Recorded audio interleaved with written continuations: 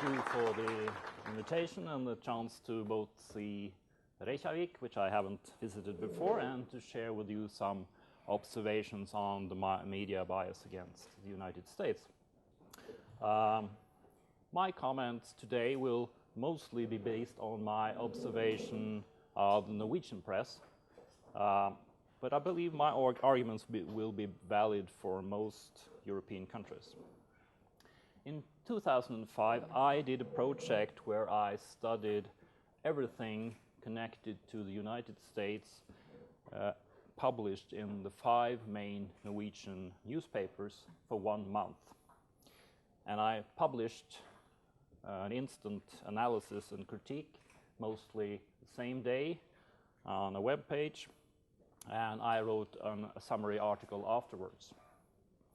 By chance, this month was the same time as the Hurricane Katrina fell on the United States. So the press was extensive about that. I will come back to that later. My remarks today will not be made into a paper, so there's no documentation of speech as such. But I wrote an article in English about this project I did back in 2005, and I have some copies of that, so you can pick that up later. Since 2006, I've had an irregular media critique column at Minerva, where I work, mostly fact-checking mainstream media. And American affairs is a topic that frequently shows up in that column. The first point I would like to make is that, and this is no surprise, I guess, there is a general left-wing bias in media. In Norway, we know quite much about this because every year there's a poll being taken of Norwegian journalists connected to their annual conference called the Mediadagene. And this poll shows that the far left parties and also the social liberal party, Venstre, have about 3 times as many as high support among journalists as among the general public. And the Social Democrats are also somewhat overrepresented. The Conservatives, Høyre, which will probably form the next government in Norway, is somewhat underrepresented. And the far right, the Progress Party, Fremskrittspartiet, is almost non-existent. They have had between 15 and 20% support for many years now in elections, and 1% of the journalists support that party. Last year, the same survey was made also for Swedish and Danish journalists. So they were included in this survey, and it shows a much stronger bias, left-wing bias, in those 2 countries than we have in Norway. Much stronger than I expected, and quite in contrast to Norway. In Sweden, the far left party and the Green Party together had support of 53% of Swedish journalists. And the center-right government, they had a support of 18% combined. And if you go to Denmark, you get the same picture. The far left, the 2 far left parties, they had a support of 30% of Danish journalists, and the center left, the Social Democrats and Radikale Venstre, had 50% on top of that, so 80% supported those parties that are now in government and their supporters on the left, whereas the former government parties, Venstre and the Conservatives, had support of 13% only. And this new party, the Liberal Alliance, a more free market libertarian party, they had 55%, the same as in the general population. But again, Dansk Folkeparti, the populist right, had support of 1%. So there is a bias, much stronger bias in the other Scandinavian countries than in Norway. My hunch is that in other European countries, they will probably be closer to the figures we've seen from Denmark and Sweden than the ones we have from Norway. So there is, without any doubt, a general left-wing bias among journalists. I do not believe that most journalists willfully distort the truth or use their occupation to further a political program. The problem is more subtle than that. Whenever something fits your biases, it's less chance that you will check it or view it in a critical light. This way, myths are strengthened by the press without the journalists being biased on purpose. They are that in practice, but not on purpose. And when everybody sees the world through the same tinted glasses, many perspectives are left out. Since as far back as I can remember, that's basically back to Reagan, there has been only one Norwegian journalist in mainstream Norwegian media covering US politics that leaned towards the Republicans.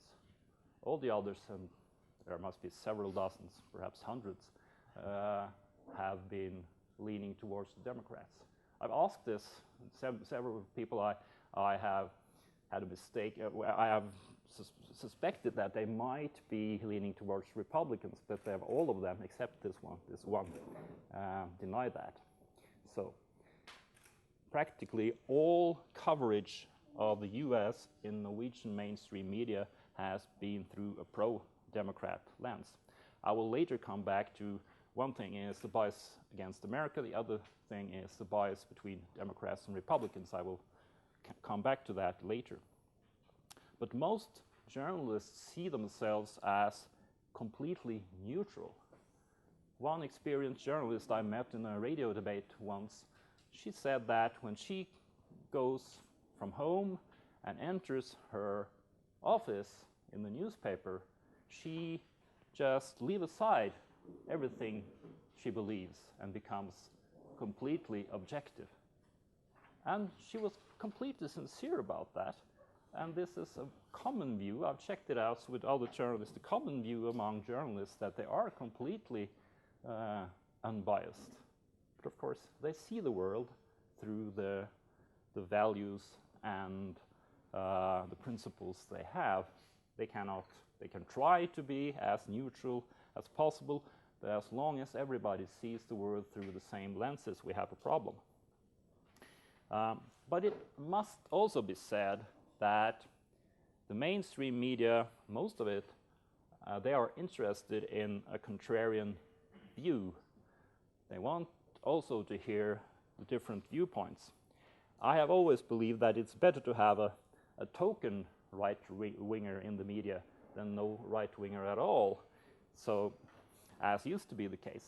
So I have played sort of the role of the token right-winger. But it's also one of the reasons why I and a group of friends of mine, we established a pro-American organization called the Monticello Society shortly after 9/11. It gave the media someone to turn to when they were looking for that other view, the contrarian view, to be fair and balanced, and has been at least somewhat successful in bringing different viewpoints into mainstream media. So that's the first point. Journalists are generally left-wing. They see themselves as neutral. The other point is that there are real differences between Europe and the United States, especially on how we see the role of government and the part religion plays in our lives. But these differences are often exaggerated and become stereotypes.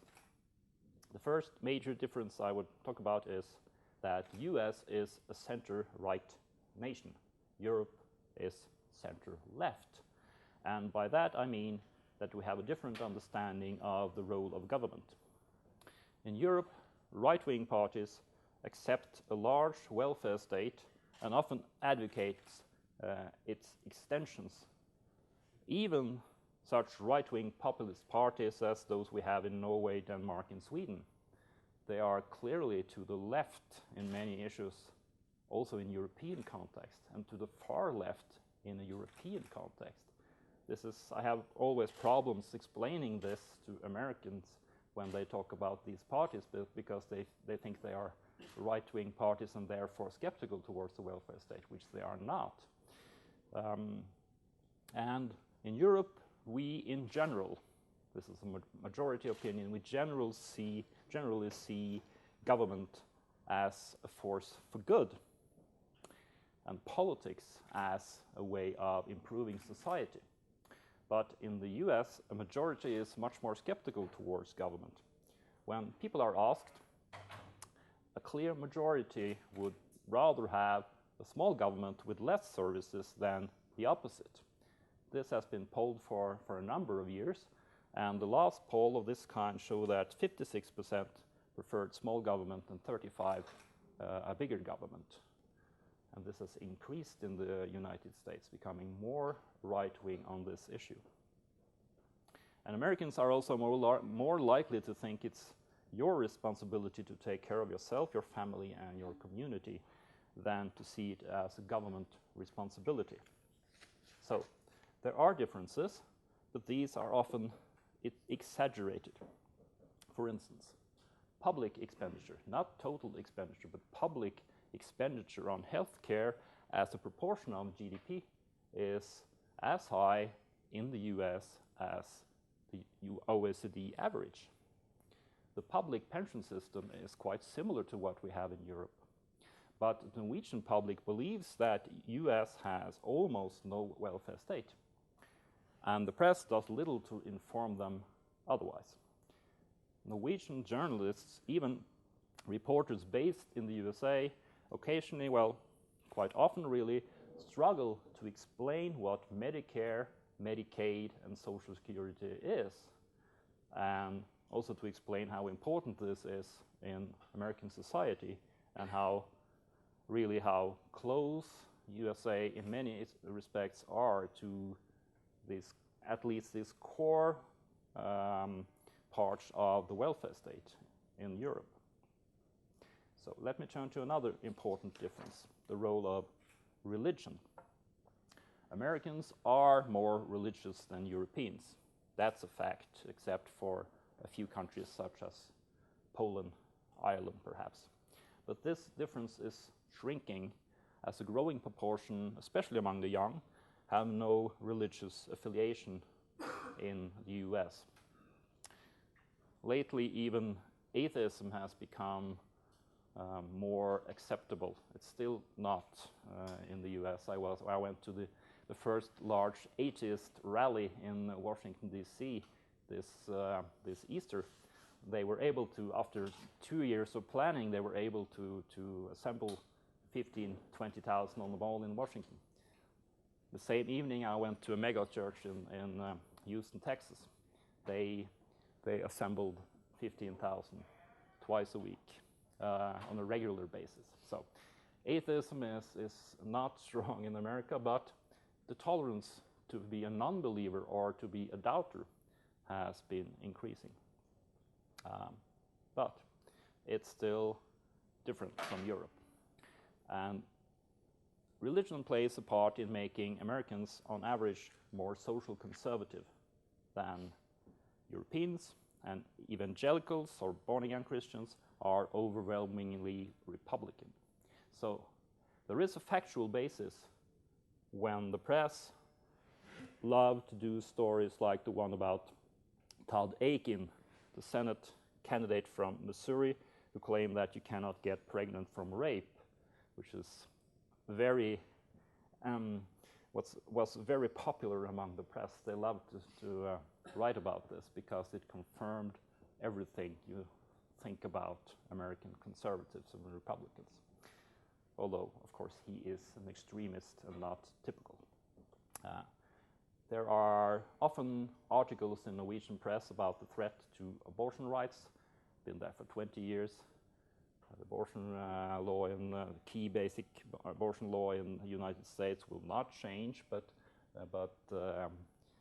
Norwegian press are very concerned about that. In August, the major Norwegian business newspaper, usually their coverage is quite good when it comes to America, but they wrote that 40% of Americans would outlaw abortion under all circumstances. such as Aiken would. But the correct is 15 to 20%. Still a high proportion, but it's not half. And they mix this up. The 40% is a proportion that calls themselves pro-life and will ban abortion under most circumstances, but not all of them. And it's never mentioned that the US has a more liberal abortion law than Norway. In most European countries, you can terminate lawfully at a later date in the US than in most European countries. Gay rights, another of these points that the press love to talk about, the bigotry in America. Gay rights are coming to America too. There's been a large cultural shift over the last few years. So now majority and a growing majority are supporting marriage rights for gay people, and the tolerance, general tolerance towards gay people have been on the increase for many years now. Americans are perhaps a decade or two later in this development than the more progressive nations in Northern Europe, but it's not big difference, and people tend to forget how recent this shift has been also in Norway. As recently as 1993, homosexual partnership was allowed in Norway, and most of the Conservative Party voted against it. And they are very embarrassed about that, and they try to forget that, and they are rewriting history to forget that. But so the differences are maybe not that big, and Americans are coming in the same direction, but they are a bit behind. So in general, there's a tendency to overplay the negative influence, such as we see it, of religion in the US and American affairs, and underplay the positive influence. And I say that as an atheist myself. Religion is especially important as the backbone of a vibrant civil society in America. And it has been several surveys and scientific work on this showing that religious people are more generous with their time and money than non-religious. I really don't like that fact, but it's a fact, at least in America. And Robert Putnam, he wrote, and he concluded this way in his superb book, American Grace, about the role of religion in America. If you're interested in that subject, I highly recommend Robert Putnam's book. He's ranked one of the 10 most influential academics in the world. He's a liberal Jew, but he is very fair and balanced in the treatment of this. The most generous of all groups in America are the Mormons. So I went this March to Salt Lake City and wrote a feature story on the Mormon welfare system. And this was published by the biggest newspaper in Norway, Aftenposten, this summer. So there is interest also to publish these other views, but there are a few others than me writing about that. The third point I would like to make is regarding foreign policy. There are important differences between the worldview of Americans and Europeans, and the US plays a special role in the world that influences this worldview. This is in a way, Robert Kagan's Mars versus Venus argument, that we are very different in our outlooks and we don't really understand each other. The first difference I would like to talk about is the reluctancy to use military force in Europe. Europe has been reducing their military forces after the Second World War, especially over the last decades. And military power is now seen not as legitimate anymore by many Europeans. This is understandable given European history in the 20th century, and the sentiment is especially strong in Germany, which is especially understandable. But in my opinion, it has been pushed too far in a more pacifist direction. The war generation was aware that American power can be a force for good. It saved Europe in World War II, and saved it during the Cold War. But later generations saw the US more as an aggressor, especially during the Vietnam War. As the threat from the Soviet Union decreased and the Soviet Union collapsed, this feeling increased. So Europeans are quite happy to live under the US security umbrella, but Europeans are very critical whenever military force is actually being used or threatened to be used. The Americans do the dirty job and Europeans get to complain. It has been said that Americans too eagerly rely on the use of force because, well, this is the saying, when you have a hammer, everything looks like a nail. And there's some truth to that, but it can also be said that when you don't have a hammer, you will deny that the nail is there. And this is the European problem. Their lack of own military capabilities leads to denial that sometimes military power is necessary. The second difference is that Europeans tend to feel that the weak party is always right. Europeans tend to side with the underdog. This is not a common sentiment in the US. So this is driving opinion, for instance, in the Israel-Palestinian conflict. Israel has gone from being the underdog to be seen as the strong bully, and European opinion has shifted accordingly. The American opinion, much less so. The sympathy for the underdog also influences how we see Islamist radicalism, not so much in the mainstream, but on the left. Violence and terrorism is seen as the only recourse that poor people in the Arab world has to fight back against evil Western imperialism and capitalism. And sympathy with America after 9/11 lasted for about 48 hours, if you will allow myself a slight exaggeration, and because the Americans were victims then, and Europeans love victims. Then, shortly afterwards, came the suggestions that the Americans were at least partly to blame themselves. They had brought this on themselves because of their foreign policy and other sins. And a bit later on, again, when the victim fought back using American military power and strength, most of this sympathy was gone, at least in the center and center-left. On the far left, there's never been a sympathy there. There was not a single newspaper in Norway that supported the Iraq war, and only a handful of journalists and commentators did. Now, there are reasons to question the wisdom of the use of American power in Iraq, in Afghanistan, in Libya. But this use of military power is often seen, both by the general public and even more so by journalists, as proof of American evilness and immorality. The US is a bully.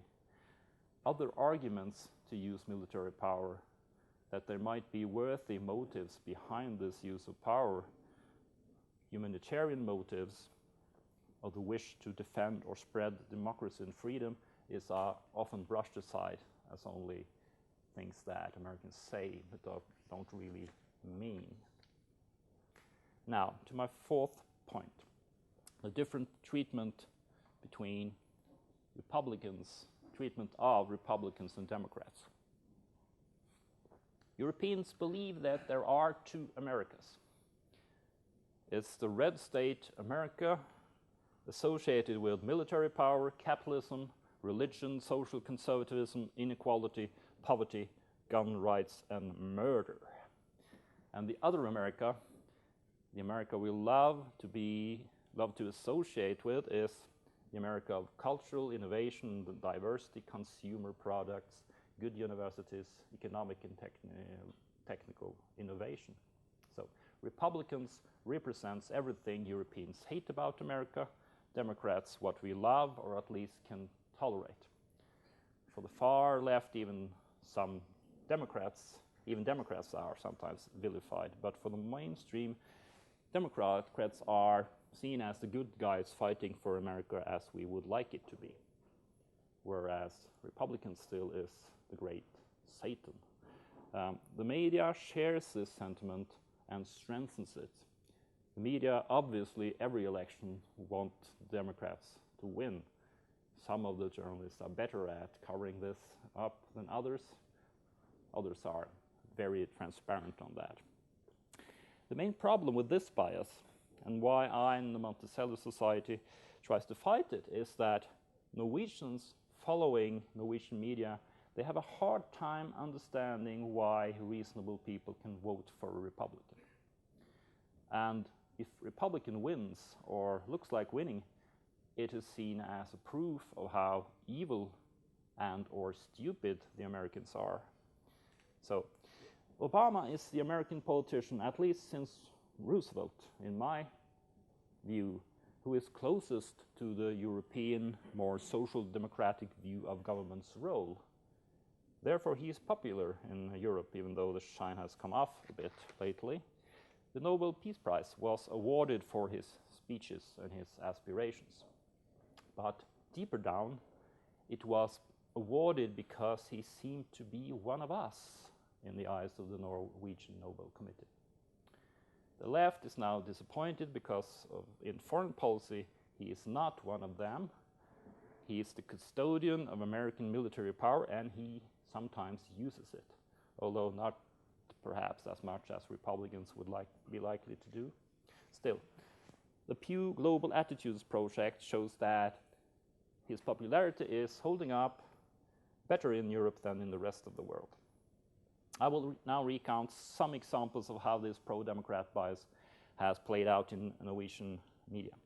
This summer, the main business daily, they forwarded without any critical thought the story that Mitt Romney was sending jobs to China, a story that has no basis in fact. It was a Democrat talking points, and it was relayed as the truth by one of the most right-wing newspapers in Norway. Back in 2008, there was a lot of talk in media about how Obama's race would hurt him.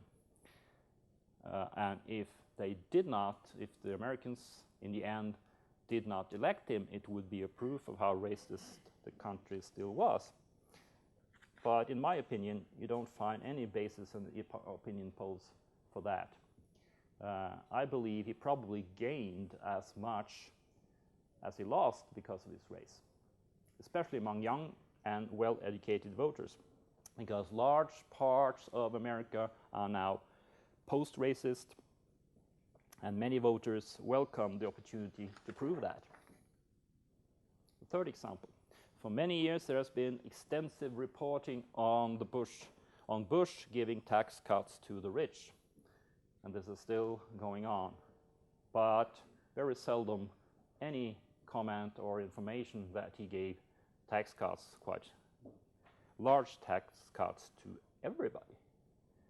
And the progressivity of the American tax system has barely changed over the last decades, changed very little. And this is documented by the Congressional Budget Office, CBO. And another point, never referred to in Norwegian press at least, is that according to the OECD, the US has the most progressive tax system in the Western world. You might not believe that yourself, so I can give you a reference for that later if you're interested. But these facts like that, they don't fit in with the view we have of the US. So therefore, they are often not reported. They are just brushed aside. And my fourth example is, and this is more detailed in the article I wrote, is the coverage of the Hurricane Katrina in 2005. It was extensive, and I studied it thoroughly in the project mentioned earlier.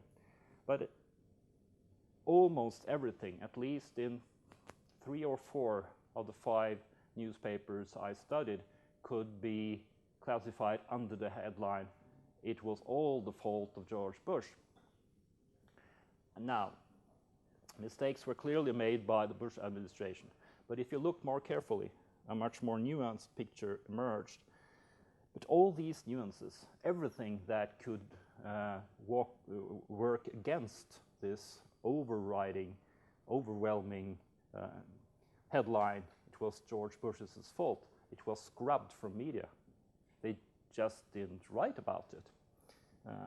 Some examples.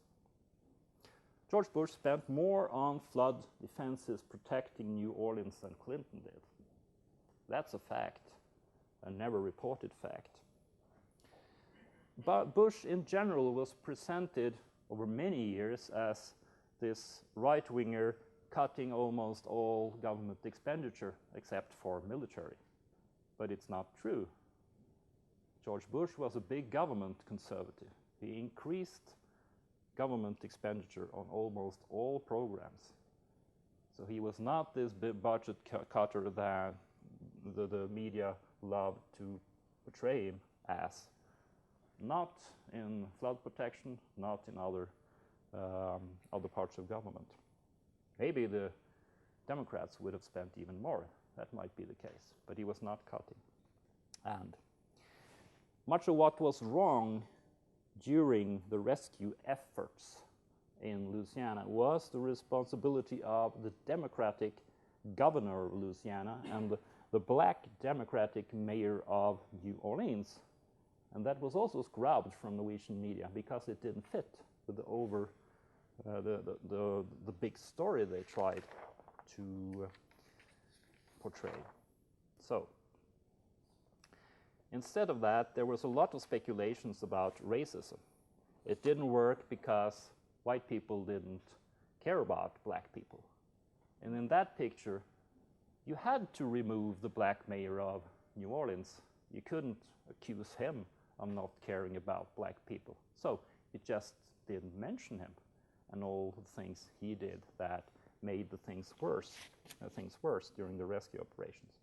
So I'm nearing the end now, so I will end with a quite common topic, the stupid American. A reporter on NRK TV claimed earlier this year that a third of Americans did not believe in the Apollo landing on the moon. It took us 2 weeks to get him to acknowledge that he had no basis for this claim. Instead, he turned around and he wrote an article on NRK's website to get his revenge. An article based on a survey that showed a high proportion of Americans answering incorrectly on a number of science questions. And so he concluded that Americans are stupid, and this survey proves that. But the president of Monticello Society and I, we looked at his source, and what this journalist did not report, probably because he hadn't bothered to check the primary source, he had just Googled something on the internet, was that this was an international survey, and Norway was part of it. And I guess you can guess where this is leading, and because when we looked into the answers, Americans did quite well, and they did better than Norwegians. So what he really proved was that Norwegians are more stupid than Americans, and perhaps that he should find himself another job. Finally, a short note about the future.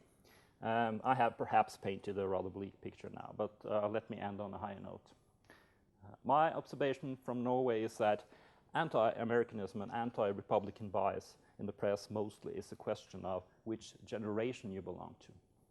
The 68ers who came of age around the Vietnam War are in general more traditionally left-wing and ideological in their outlook and how they see and describe America. The younger generation of journalists are more curious about the right and open to the notion that there might be interesting perspectives and factual-based arguments on the right too. The problem with the younger generation is that they are not always that knowledgeable and therefore can fall for the myths that their predecessors have created. So I don't believe that this bias or these biases will go away, but I hope that in the future Norwegians will get a more balanced and well-informed basis for judging America and the American right. That will probably not make them pro-Republican. Because, as I said, Europeans are to the left of Americans in general, and especially to the left of Republicans. But it might help them to understand why people can believe that way, and it might also make them less anti-American. So in a small way, I hope I can contribute to such a development. Thank you.